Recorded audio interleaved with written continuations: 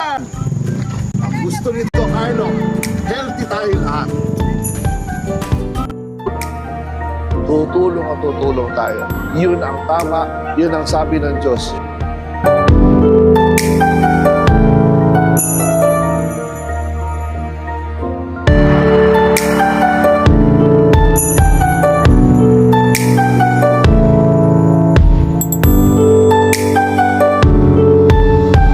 Good morning po, bayan po ng Pulila. Nandito tayo sa Barangay Tenejero. At ito po ang birthday wish po ng Tita Emma na matuloy ulit ang Hospital on Wheels po dito sa bayan ng Pulila. Ito po ay pangatlong beses na po natin ginagawa dahil kasama po ito sa ating mga programa at mga plataforma pagdating sa kalusugan, kabuhayan at karunungan. Ito po, lahat po ng ginagawa po dito, libre. Meron po tayong abunot sa ngipin, meron tayong medical, meron po tayong libre na salamin, pa-check up sa mata, at meron po tayong Operation Bukol.